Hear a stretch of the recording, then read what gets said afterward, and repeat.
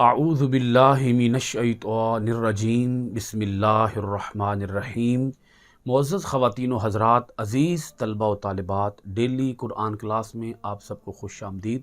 امید ہے آپ سب خیر و عافیت کے ساتھ ہوں گے۔ آج ہم پڑھیں گے سورۃ المائدہ، پارہ نمبر 7، آیت نمبر 92۔ لفظی ترجمہ سماعت کیجیے گا۔ وَأَطِیعُوا اللَّهَ، اور اللہ کی اطاعت کرو، وَأَطِیعُوا الرَّسُولَ، اور رسول کی اطاعت کرو، وَاحْذَرُوا، اور محتاط رہو، فَإِن، پھر اگر، تَوَلَّیْتُم، تم نے روگردانی کی، فَاعْلَمُوا، تو خوب جان لو، اَنَّمَا، بے شک، عَلیٰ، فرض ہے، رسولنا، ہمارے رسول کا، البلاغ، پہنچا دینا، المبین، کھول کر۔ معزز ناظرین کرام، اس آیت مبارکہ کا ربط آیات یہ ہے، پچھلی آیات کے اندر اللہ رب العالمین نے بیان فرمایا شراب کے حرام ہونے کا حکم، اور اس سے پچھلی آیت کے اندر اللہ رب العالمین نے قسم کے کفارے بیان فرمائے اور قسموں کی حفاظت کرنے کا حکم ارشاد فرمایا، اور اس سے پہلے اللہ پاک نے حلال چیزوں کو بلا وجہ چھوڑ دینا، حلال چیزوں سے کنارہ کش ہو جانا، اس سے اللہ پاک نے منع فرمایا۔ اب یہ احکام ہیں جن کو اللہ پاک بیان فرما رہا ہے۔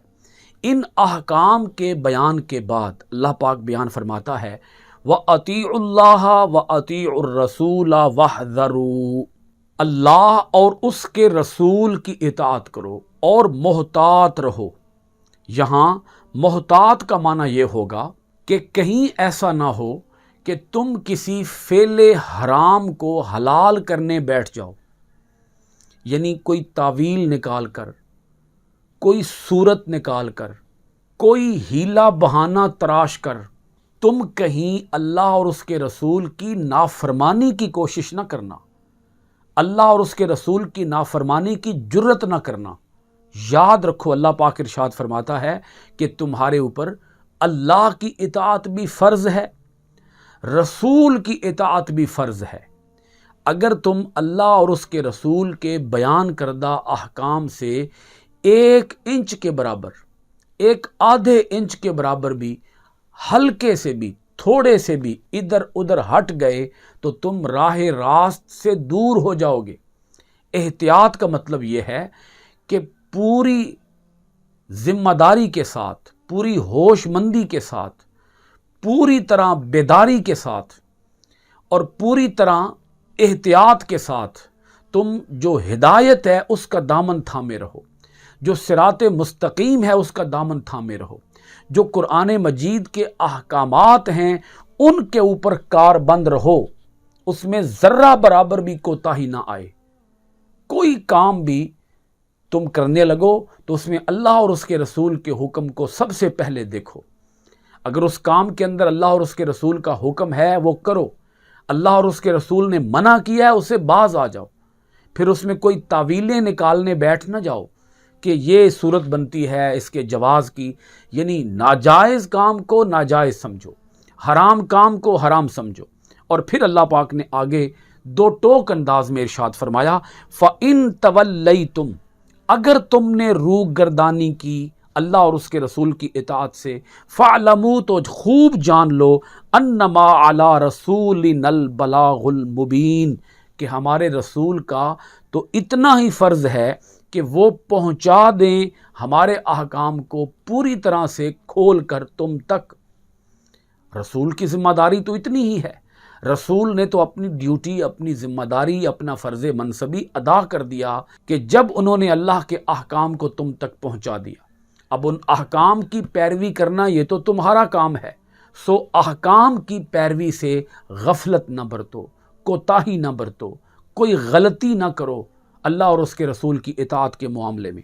اگلی آیہ مبارکہ دیکھیے گا، سورۃ المائدہ کی آیت نمبر 93 ہے یہ، لیس علی الذین آمنوا، لیسا نہیں، علی الذین ان لوگوں پر جو آمنوا ایمان لائے، وعاملوا الصالحات اور جنہوں نے نیک عمل کیے، جناحن کوئی گناہ، فیما اس میں جو، طعیموا وہ کھا پی چکے، اذا جب کہ، متقو وہ پہلے بھی ڈرتے تھے، وآمنو اور ایمان رکھتے تھے، وعملوا الصالحات اور نیک عمل کیا کرتے تھے، ثم اتقو پھر ان احکام کے بعد بھی ڈرتے ہیں، وآمنوا اور ایمان رکھتے ہیں، ثم اتقو پھر بھی ڈرتے ہیں، وَأَحْسَنُوا اور اچھے کام کرتے ہیں، وَاللَّهُ يُحِبُّ الْمُحْسِنِينَ اور اللہ تعالیٰ اچھے کام کرنے والوں سے محبت فرماتا ہے۔ اس آیت مبارکہ کا ایک خاص پس منظر ہے، شان نزول ہے، آپ وہ پہلے سمجھ لیجئے، آیت کو سمجھنا آسان ہو جائے گا۔ جب شراب کے حرام ہونے کا حکم نازل ہوا، کچھ صحابہ اکرام حضور علیہ الصلوۃ والسلام کے پاس آ گئے۔ آپ اس شان نزول سے یہ بات بھی سمجھیے گا کہ صحابہ اکرام کے دلوں کے اندر کس قدر اللہ کا خوف تھا۔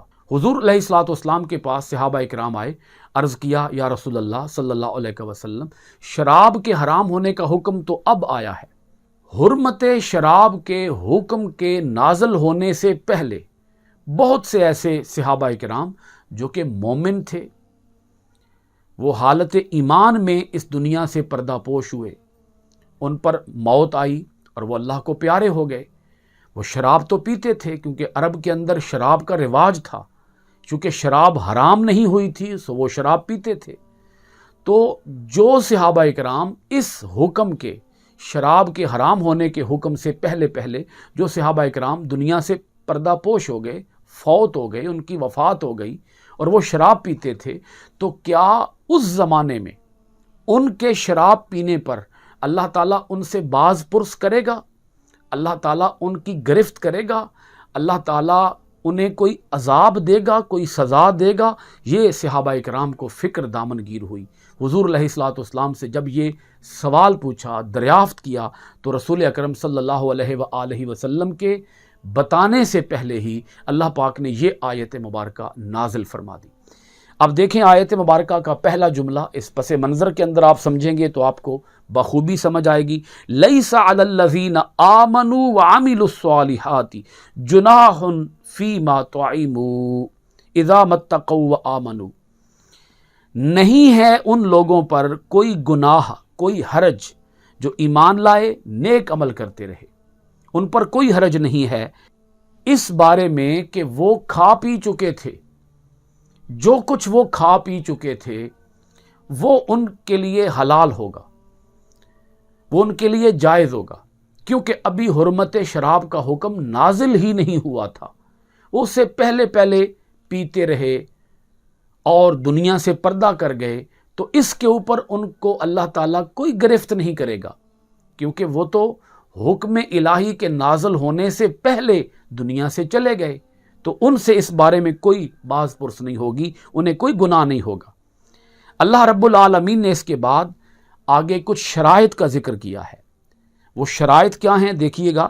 اذا متقوا وآمنوا، جبکہ وہ پہلے بھی ڈرتے تھے اور ایمان رکھتے تھے، یعنی وہ جس زمانے کے اندر فوت ہوئے تو ان کی وفات تقوی پر ہوئی اور ایمان پر ہوئی، زندگی بھر وہ تقوی کے دامن کو بھی تھامے ہوئے تھے اور ایمان کے ساتھ بھی وہ پختہ تھے، وعملوا الصالحات اور وہ نیک عمل کیا کرتے تھے۔ اللہ پاک نے تینوں باتیں فرما دی، متقی تھے، ایمان رکھتے تھے، نیک عمل کیا کرتے تھے۔ پھر اللہ پاک نے آگے فرمایا ثم اتقوا وآمنوا ثم اتقوا واحسنوا، پھر ان احکام کے بعد بھی وہ ڈرتے ہیں اور جو قرآن مجید کے اندر اترا اس پر ایمان رکھتے ہیں، ثم اتقوا واحسنوا پھر بھی وہ ڈرتے ہیں اور اچھے کام کرتے ہیں۔ یہاں اللہ رب العالمین نے ان صحابہ اکرام کی بات ارشاد فرما دی جو کہ دنیا کے اندر موجود تھے، جو اب دنیا کے اندر موجود ہیں، وہ بھی ڈرتے ہیں اور وہ بھی قرآن مجید کے اوپر ایمان رکھتے ہیں، اور پھر بھی وہ ڈرتے ہیں اور پھر وہ احسان کی وادی میں داخل ہو جاتے ہیں۔ اللہ رب العالمین محسنین کو پسند فرماتا ہے۔ آیت مبارکہ کے اندر ایک بڑی دلچسپ بات ہے، لطیف بات ہے، بڑا ہی ایک ایمان آفرین نکتہ ہے اس آیت مبارکہ کے اندر۔ اللہ رب العالمین نے یہاں پر 3 مرتبہ یہ لفظ دہرایا ہے، 3 مرتبہ اتقوا کا لفظ 3 بار آیا ہے، اور اگر آپ مزید غور کریں 2 مرتبہ اتقوا و آمنو آیا ہے اور تیسری مرتبہ اتقوا و احسنو آیا ہے. غور کریں ذرا، اتقوا و آمنو، اتقوا و آمنو، یہ 2 بار آیا ہے اور تیسری بار آیا ہے اتقوا و احسنو. تو یہاں پر جو 3 بار تقوی کا لفظ آیا اس سے مراد یہ ہے، پہلے تقوی سے مراد یہ ہے کہ انسان شرک سے بچتا رہے، دوسرے تقوی سے مراد یہ ہے کہ انسان ہر حرام عمل سے دور رہے، اور تیسرے تقوی سے مراد یہ ہے کہ انسان ہر شبہ سے، شبہات سے محفوظ رہے، شبہات سے، یعنی ہر وہ چیز کہ جس کے اندر کوئی ذرہ برابر بھی شک پایا جاتا ہو کہ یہ پتہ نہیں حلال ہے کہ پتہ نہیں حرام ہے، اس سے بھی وہ دور رہے، اس سے بھی وہ الگ رہے. ایک اس کی تفسیر یہ ہے. دوسری اس کی تفسیر یہ ہے کہ اتقوا و آمنو، جو پہلا اتقوا و آمنو ہے، اس میں صحابہ اکرام کے تقوی و ایمان کی اس حالت کا بیان ہے جس کا تعلق ان کے اپنے قلب و روح کے ساتھ ہے.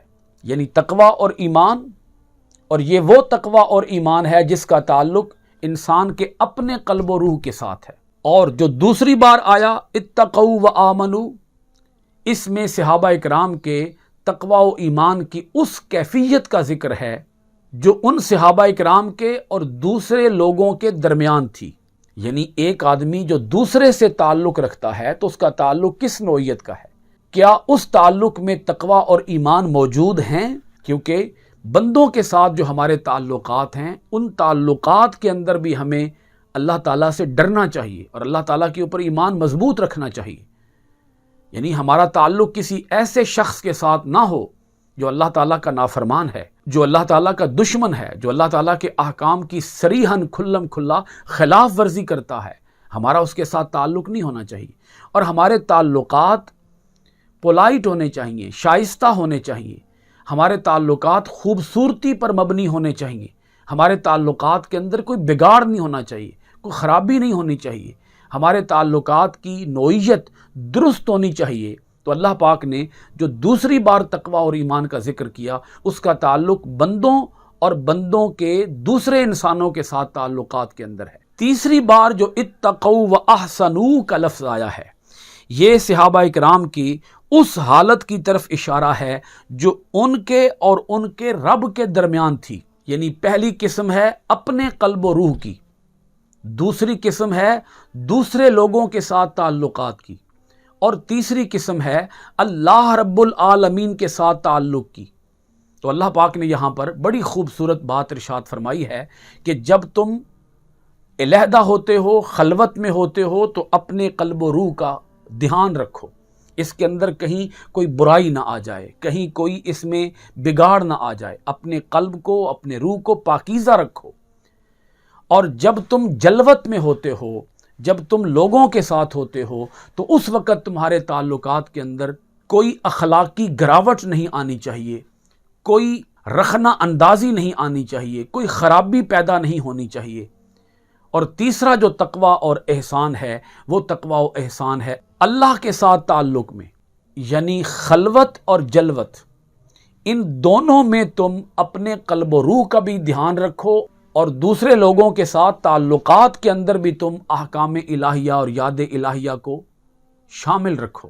اور پھر ان دونوں حالتوں سے گزر کر جب تم کامیاب ہو جاؤ گے تو پھر تمہیں تقوی کے ساتھ ساتھ اللہ رب العالمین کی جانب سے درجہ احسان عطا فرمایا جائے گا. اور یہ درجہ احسان کیا ہے؟ حضور علیہ الصلوۃ والسلام نے ارشاد فرمایا، الاحسان ان تعبد اللہ کانک تراہ فان لم تکن تراہ فانہ یراک، کہ تو اللہ تعالیٰ کی عبادت اس حال میں کر گویا کہ تو اللہ تعالیٰ کو دیکھ رہا ہے. اور اگر تجھے یہ کیفیت حاصل نہ ہو تو پھر یہ کیفیت طاری کر لے کہ اللہ تجھے دیکھ رہا ہے. تو اللہ رب العالمین نے اس آیت مبارکہ کے اندر یہ بات واضح فرما دی. صحابہ اکرام وہ عظیم ہستیاں ہیں کہ جنہوں نے اپنے ہر معاملے کو صاف اور شفاف رکھا ہے، جنہوں نے نہ اپنے قلب و روح کے اندر کوئی بگاڑ پیدا ہونے دیا، جنہوں نے لوگوں کے ساتھ تعلقات کے اندر نہ بگاڑ پیدا ہونے دیا، اور جنہوں نے نہ ہی اللہ رب العالمین کے ساتھ تعلق کے اندر کوئی بگاڑ پیدا ہونے دیا۔ اللہ تعالی ہمیں اپنی آیتوں میں غور و خوض کرنے، اپنی آیتوں کو معنی ترجمہ، تفسیر و تشریح کے ساتھ پڑھنے، عمل پیرا ہونے، قرآن کے آفاقی پیغام کو دنیا بھر کے اندر عام کرنے کی توفیقات خیر عطا فرمائے۔ سورۃ المائدہ کی آیت نمبر 93 کے ساتھ آج کی کلاس ختم ہوئی۔ انشاءاللہ العزیز اگلی کلاس میں حاضر ہوں گے سورۃ المائدہ کی آیت نمبر 94 کے ساتھ۔ آپ سب حضرات کا بہت شکریہ۔ السلام علیکم ورحمۃ اللہ وبرکاتہ۔ صلی اللہ علیہ وسلم سیدنا کریم صلی اللہ علیہ وسلم سیدنا کریم صلی اللہ